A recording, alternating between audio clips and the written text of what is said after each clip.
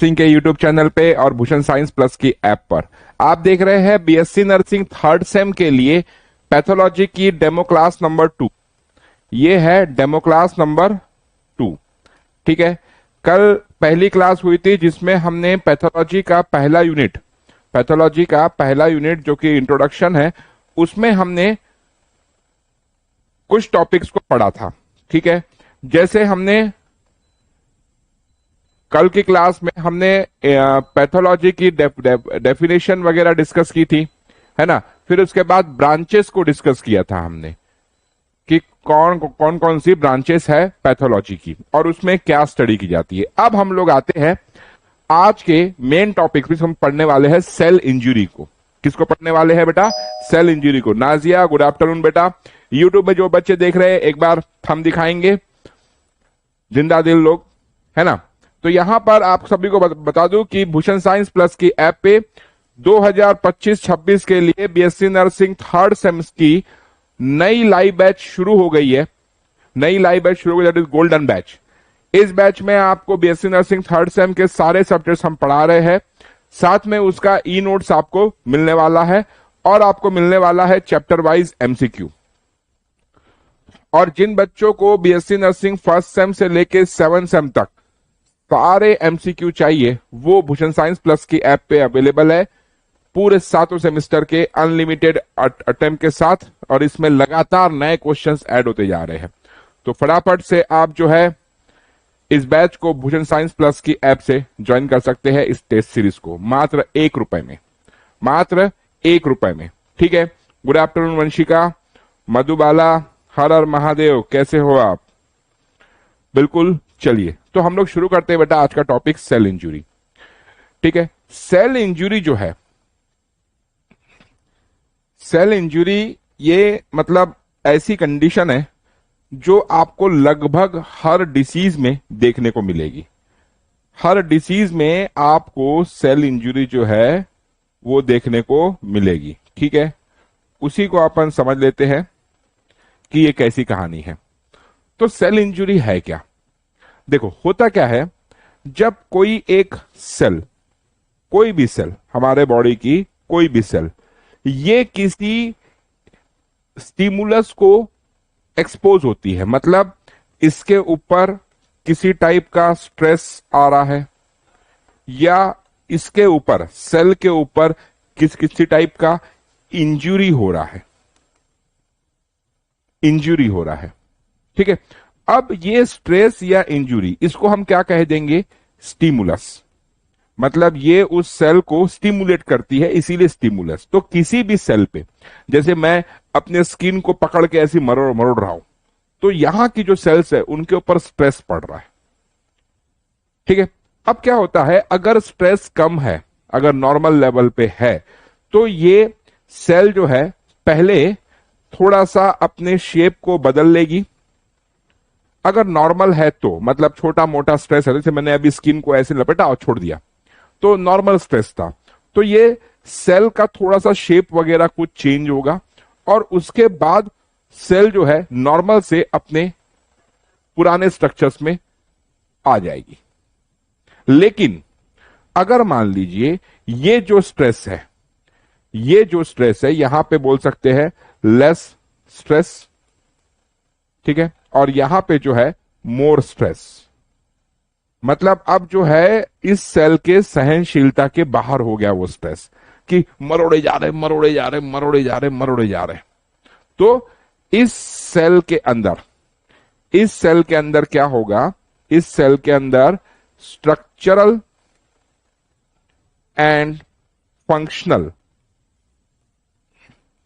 Changes आपको देखने को मिलेंगे, चेंजेस आपको देखने को मिलेंगे। तो सेल इंजुरी कब होती है?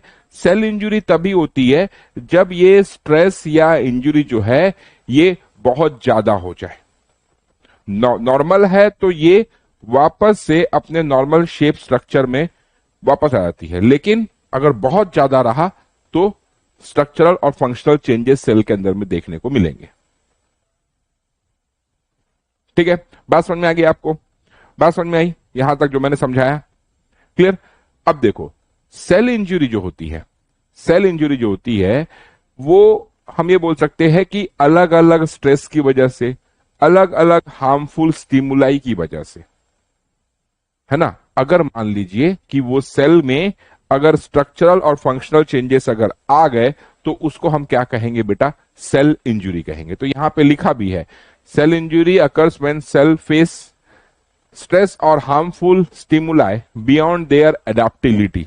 बियॉन्ड देयर एडेप्टिबिलिटी मतलब कि यहां पे नॉर्मल स्ट्रेस था तो वापस से सेल अपने नॉर्मल शेप एंड साइज में अडेप्ट हो गई, है ना, leading to structural and functional changes. It refers to मतलब cell injury refers to the changes in cell due to stressor that disturb the normal structure and function of cell. तो cell injury तब होगी जब ये stress या injury या जिसको हम स्टिमुलस बोल रहे हैं ये बियॉन्ड लिमिट हो जाएगा, बहुत ज्यादा। ठीक है, अब ये जो स्टिमुलस है, स्टिमुलस को हमको समझना है कि स्टिमुलस कितने प्रकार का हो सकता है, स्टिमुलस कितने प्रकार का हो सकता है। ठीक है, तो aetiology of cell injury, aetiology मतलब कॉजेस, कॉजेस कि कौन कौन से कारणों की वजह से सेल इंजुरी होती है। ये बॉडी की सभी सेल्स के बारे में हम पढ़ रहे हैं, सभी सेल के बारे में हम लोग पढ़ रहे हैं। क्लियर।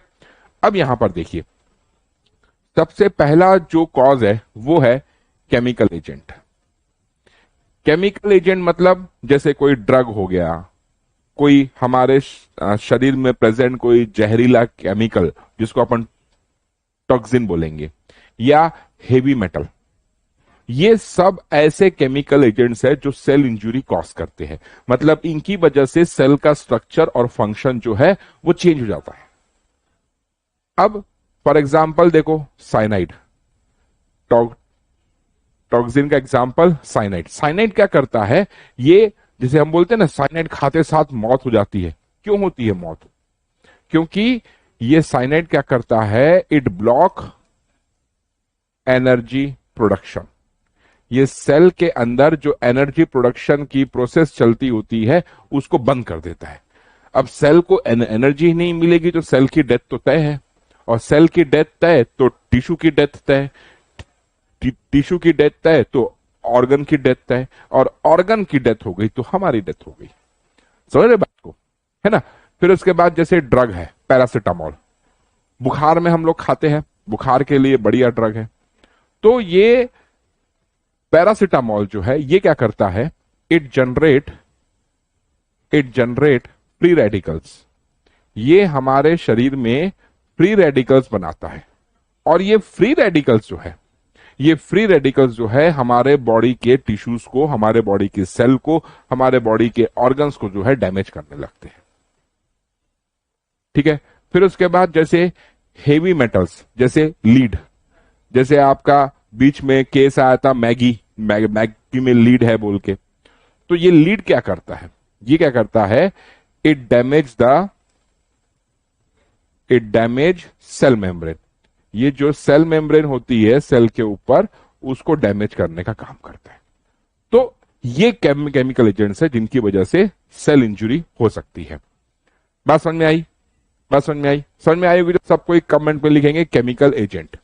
अब दूसरा केमिकल एजेंट है that is physical factor. Physical factor मतलब एकदम सिंपल कि जैसे टेम्परेचर लग गया, है ना, हमने गर्म जगह पे हाथ रख दिया तो सेल इंजरी हो गई।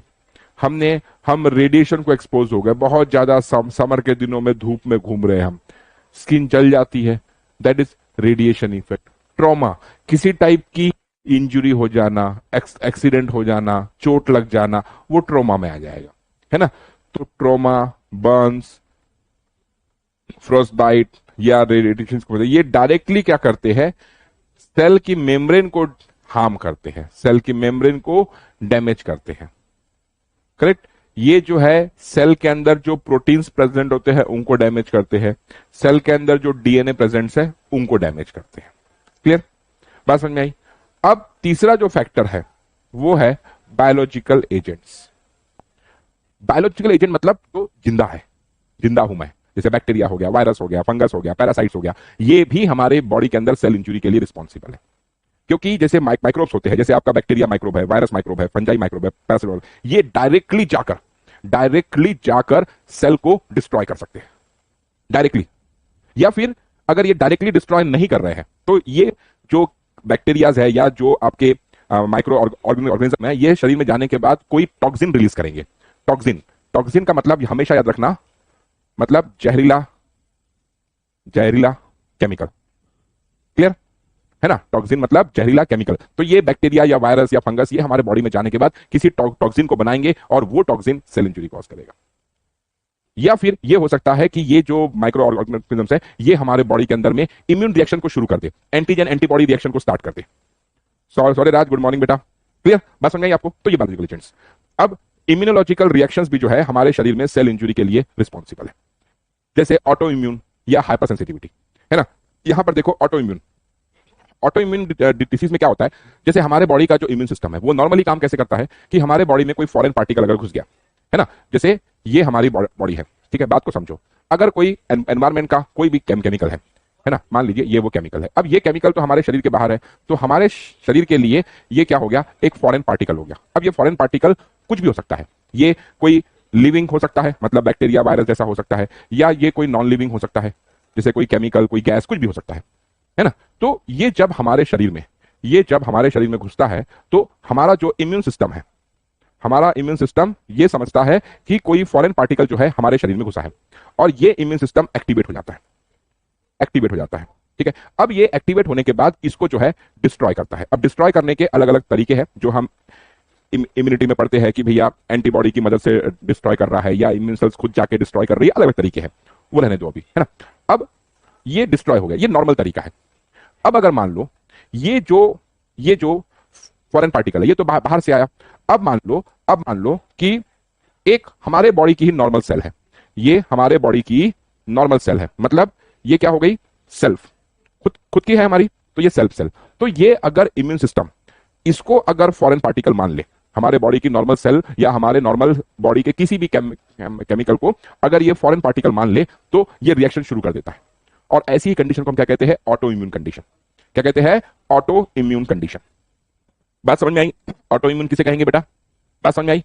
ऑटो इम्यून किसे कहेंगे? समझ में आया होगा तो कमेंट में लिखेंगे ऑटो इम्यून। देखो आप लोग रिस्पॉन्ड नहीं करेंगे तो मजा नहीं आएगा, ठीक है? अब इसके बाद अब क्या होता है कि ये कोई भी फॉरेन पार्टिकल आने के बाद अब ये इम्यून सिस्टम जो है ये एक्टिवेट होता है और एंटीबॉडी या जो भी मैकेनिज्म से इस फॉरेन पार्टिकल को किल करेगा। अब जैसे एक्टर होते हैं, हीरो हीरोइन होते हैं, हम लोग बोलते हैं कि कुछ हीरो जो है बड़ी एक्टिंग करते हैं और कुछ जो है ओवर एक्टिंग करते हैं, जरूरत से ज्यादा रिएक्ट करते हैं, है ना? तो अगर मान लीजिए ये इम्यून सिस्टम अगर ओवर रिएक्ट करे और ओवर रिएक्ट करके ये अगर रिस्पॉन्स दे रहा है, मतलब ये फॉरेन पार्टिकल को किल करने की कोशिश कर रहा है, तो अगर ओवर रिएक्ट करके रिस्पॉन्स करेगा तो इसको हम कहेंगे हाइपर सेंसिटिविटी। क्या कहेंगे? Hyper sensitivity. बात समझ आई? बात समझ आ गई? हाइपर सेंसिटिविटी है कि नहीं? ये होता है ऑटो इम्यून और हाइपर सेंसिटिविटी।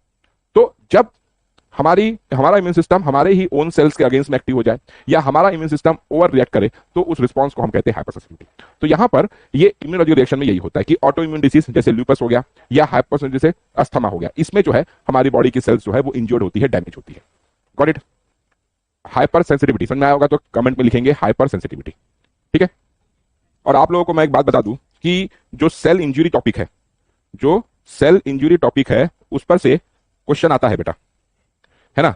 इसमें क्या क्या क्वेश्चन आता है, ठीक है?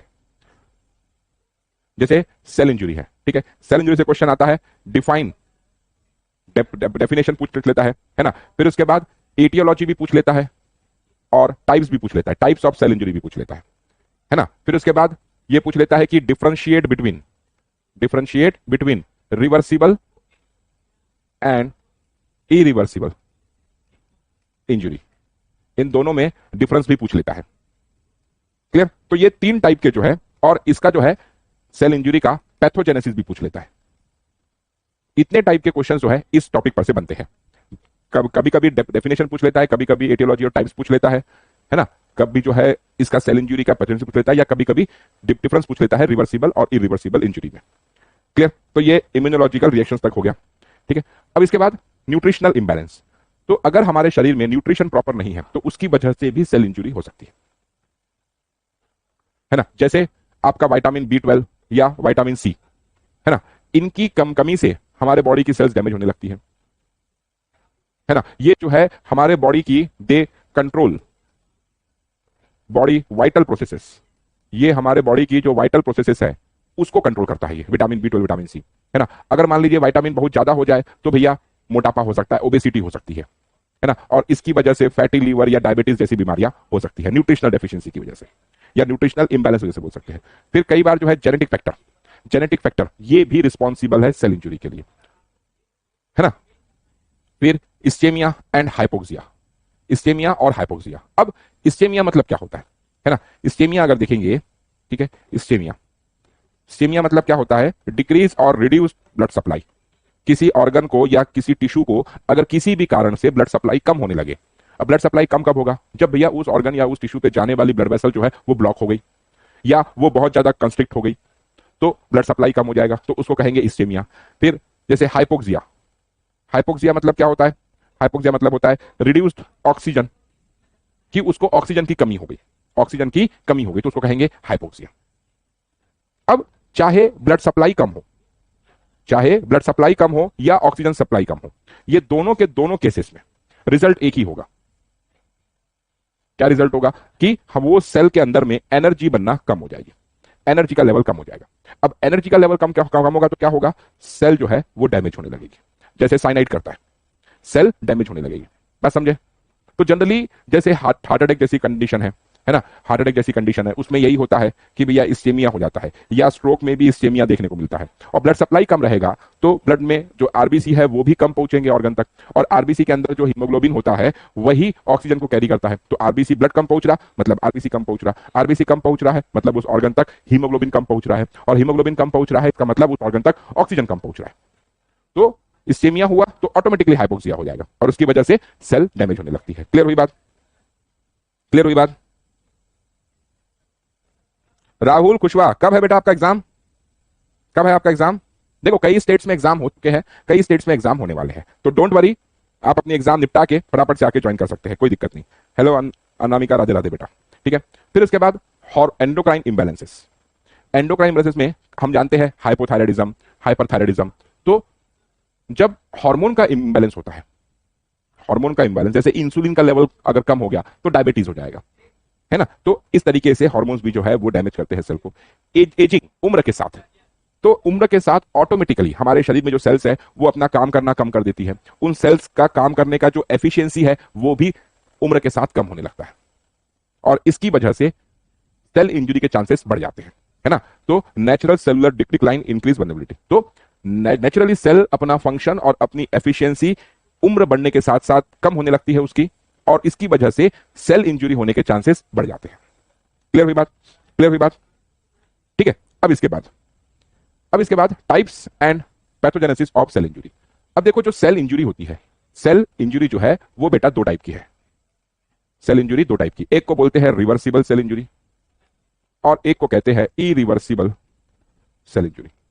रिवर्सिबल सेल इंजरी और इरिवर्सिबल सेल, दो टाइप की इंजरी, इसके नाम पर से ही इंडिकेट हो रहा है, इसके नाम पर से ही इंडिकेट हो रहा है ये किस टाइप की सेल इंजरी होगी, है ना। अब जैसे हम पहले समझते हैं रिवर्सिबल सेल इंजरी, तो इसमें क्या होता है, इसका डेफिनेशन है कि भैया reversible cell injury refers to the condition in which cell undergoes stress और damage but can return to its normal state, ठीक है। तो डैमेज इज माइल्ड और short term, cell can recover if the stimulus is removed. तो कोई एक cell है, कोई एक सेल है, इस पर किसी भी टाइप का स्ट्रेस जो है वो इंप्लीमेंट हुआ, इसकी वजह से सेल में क्या हुआ, कुछ चेंजेस हुए, ठीक है। अब ये मान लो सेल जो है ऐसी हो गई, तो सेल में कुछ चेंजेस हो गए, लेकिन व्हेन स्ट्रेस रिमूव्ड ये जो सेल है ये वापस से अपने नॉर्मल शेप में आ गई, तो इसको कहते हैं हम लोग रिवर्सिबल सेल इंजरी, है ना। तो return to normal state, return to normal, इसको कहेंगे बेटा रिवर्सिबल सेल इंजरी।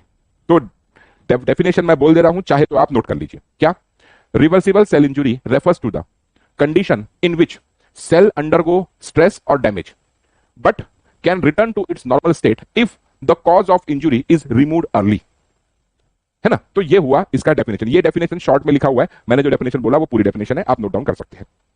अब रिवर्सिबल सेल इंजुरी का पैथोजेनेसिस, रिवर्सिबल सेल इंजुरी का पैथोजेनेसिस, क्लियर।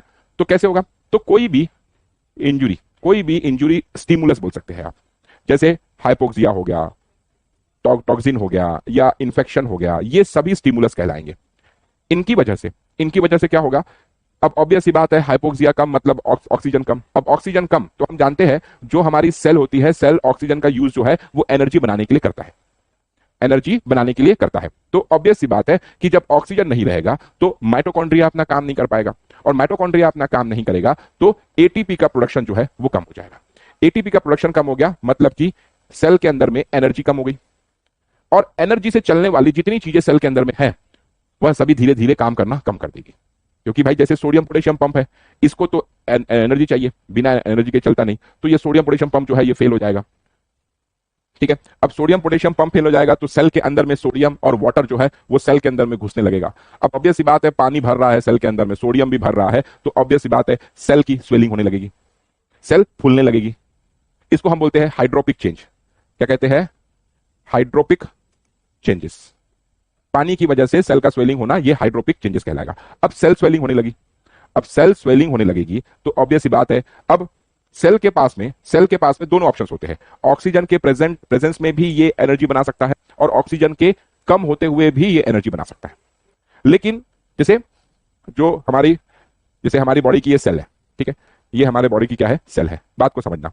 अब एक कंडीशन, ये कंडीशन 1 है, ये कंडीशन 1 है मान लो, और ये कंडीशन 2 है, समझना बात को, ठीक है। इसमें जो है ऑक्सीजन सप्लाई कम है, और कंडीशन 1 में नॉर्मल ऑक्सीजन है, नॉर्मल ऑक्सीजन है, ठीक है। तो जब नॉर्मल ऑक्सीजन रहेगा तब इस सेल के अंदर में ये ऑक्सीजन जो है ये न्यूट्रिएंट के साथ मिलेगा, है ना, और क्या बनाएगा, एनर्जी बनाएगा, एनर्जी बनाएगा। लेकिन जब ऑक्सीजन कम है, मतलब हाइपोक्सिया वाली कंडीशन है, जब ऑक्सीजन कम है तो इस कंडीशन में क्या होगा कि ये एनर्जी तो बनाएगा, एनर्जी तो बनाएगा, लेकिन इसके साथ में कुछ अदर केमिकल्स भी बनेंगे, जैसे लैक्टिक एसिड, लैक्टिक एसिड।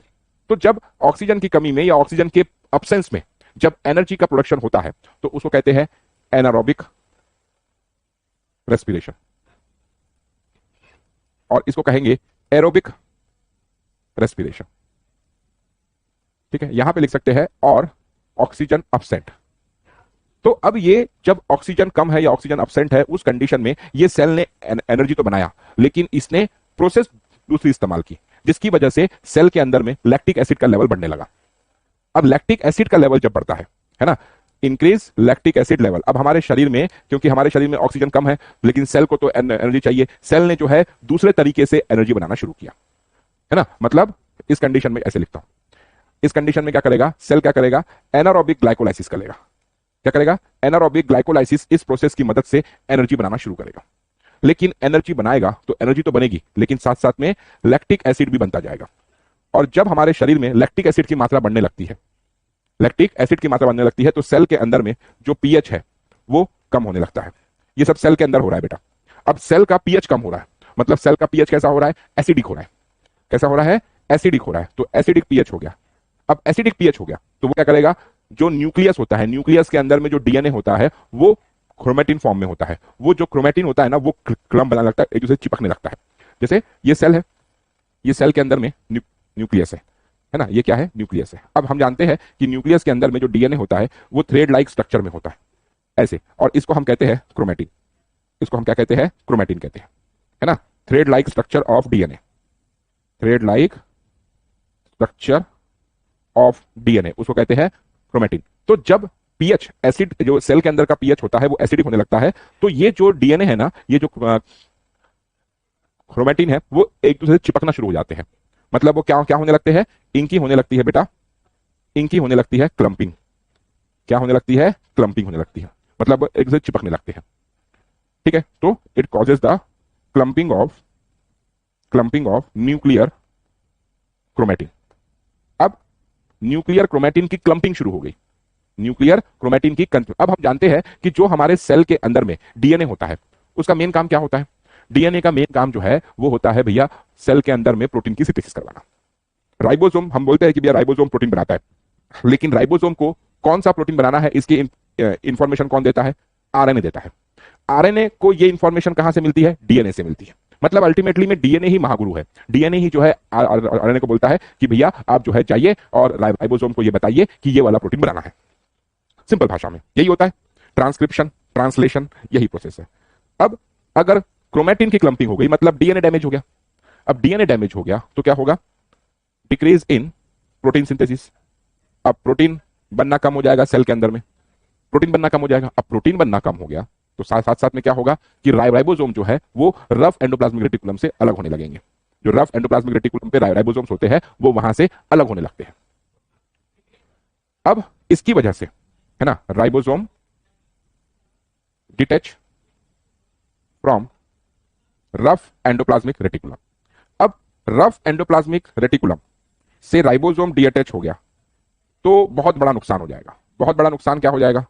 बहुत बड़ा नुकसान यह हो जाएगा कि जो सेल के अंदर में फैट होता है, लिपिड होता है, वो लिपिड अब यूज नहीं होगा। वो लिपिड अब यूज नहीं, क्योंकि जो स्मूथ एंडोप्लाज्मिक रेटिकुलम होता है या रफ एंडोप्लाज्मिक रेटिकुलम होता है वो कहीं ना कहीं जो है लिपिड के लिए भी काम करता है। तो इसकी वजह से क्या होगा? इसकी वजह से लिपिड सेल के अंदर में जमा होने लगेगा, मतलब कि एक्युमुलेट होने लगेगा। अब लिपिड एक्युमुलेशन बढ़ गया। अब लिपिड एक्युमुलेशन बढ़ गया तो ऑब्वियस सी बात है हमारे शरीर के अंदर में फैट जमा होने लगेगा और हमारे शरीर में फैटी चेंजेस आने लगेंगे। अब फैटी चेंजेस आएंगे तो जैसे हमने यहां पर लिखा था कि देखो, यहां पर हमने एक जगह लिखा था, कहां पे लिखा था, ये देखो कि फैटी लीवर हो जाता है। फैटी लीवर हो जाता है मतलब लीवर में फैट डिपॉजिट हो गया। तो ये इस कारण से होता है। ये अब लिपिड एक्युमुलेट होने लग रहा है तो क्या होगा?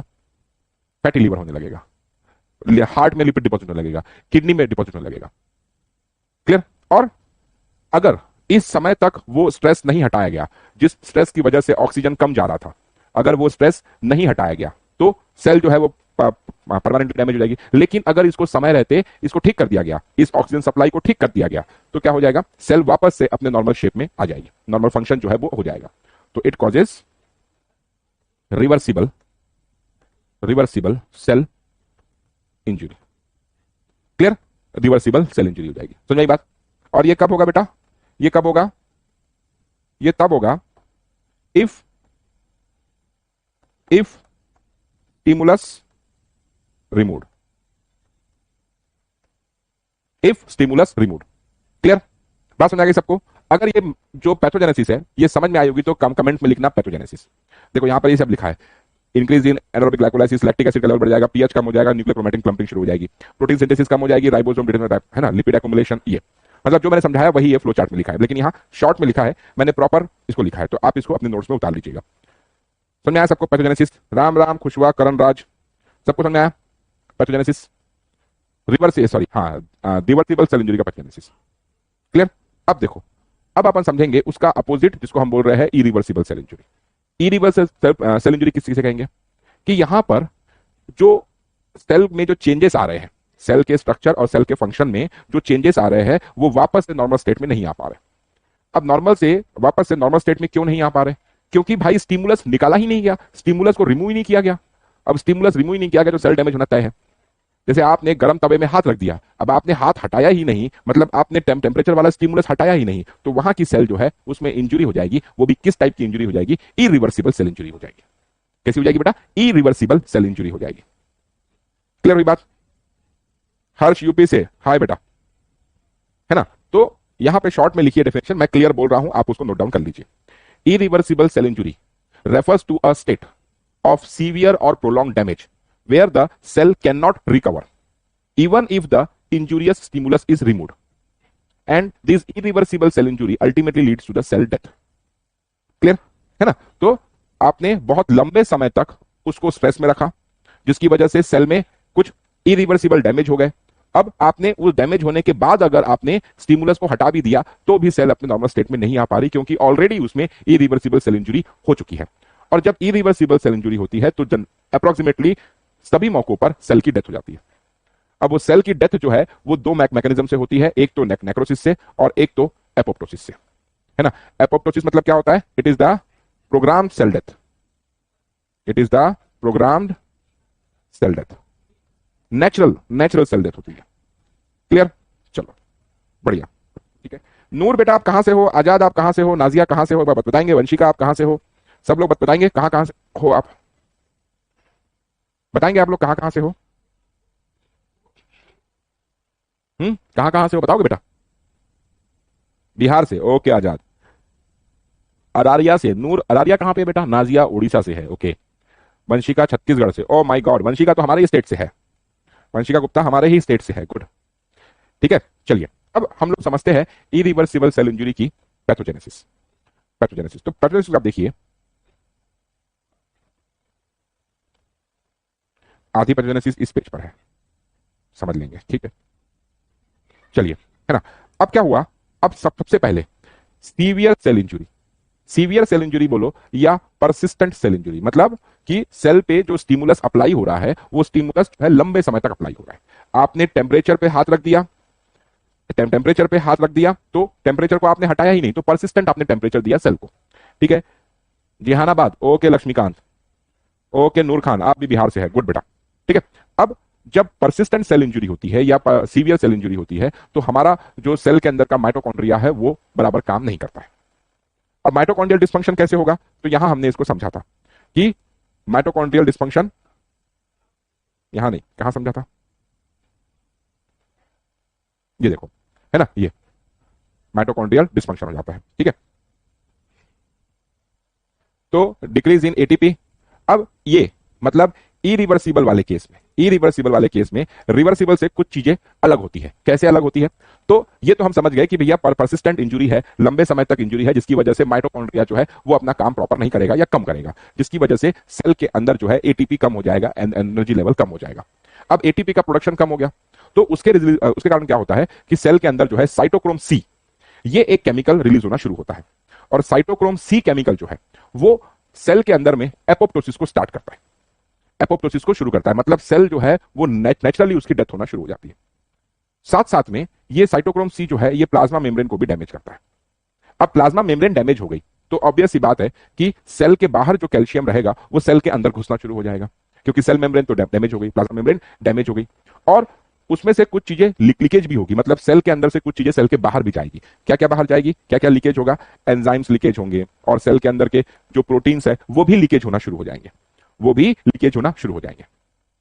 अब इस चक्कर में क्या होगा कि सेल के अंदर कैल्शियम का लेवल बढ़ रहा है, क्योंकि कैल्शियम जो सेल के बाहर ज्यादा रहता है वो सेल के अंदर आना शुरू होगा, प्लाज्मा मेम्ब्रेन जो है डैमेज हो गई।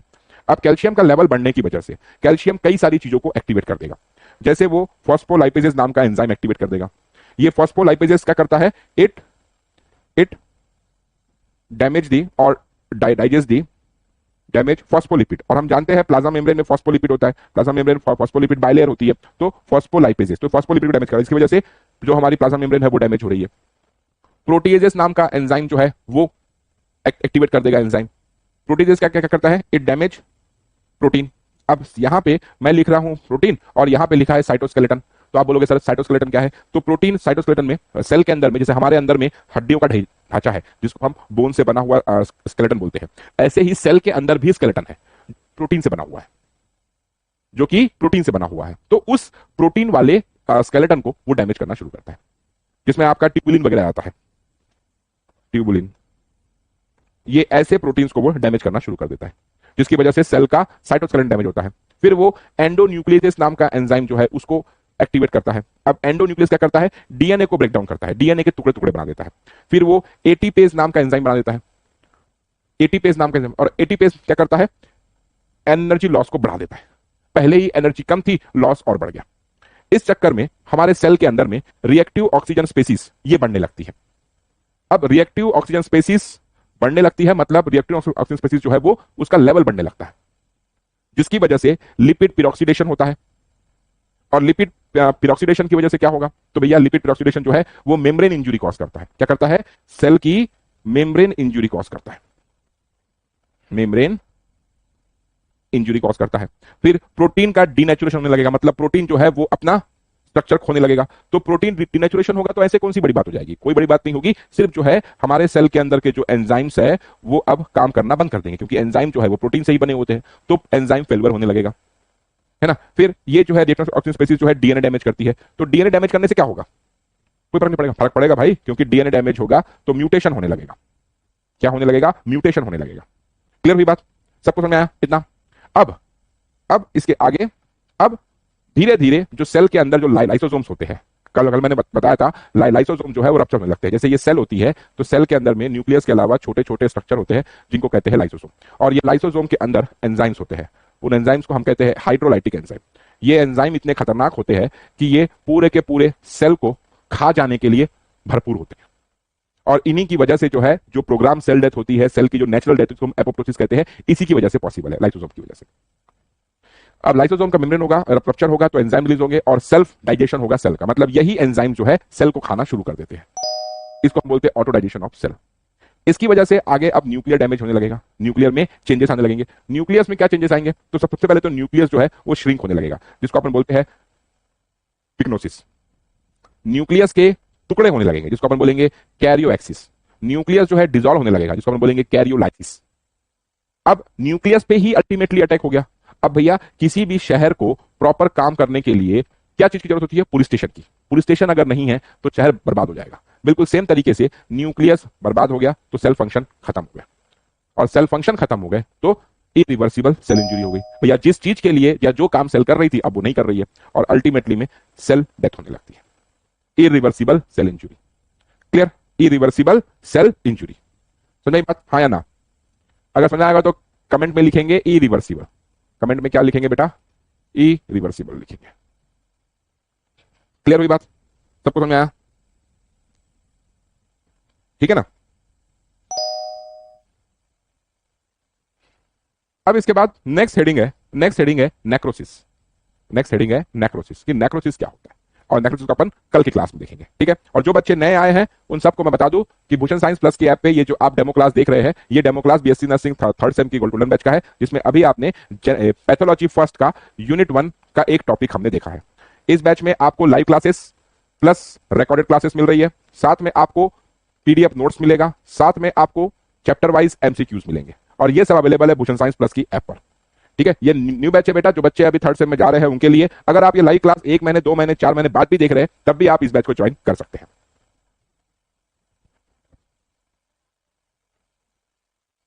है ना? नाजिया आरा बेटा, नोट्स प्रिंट हो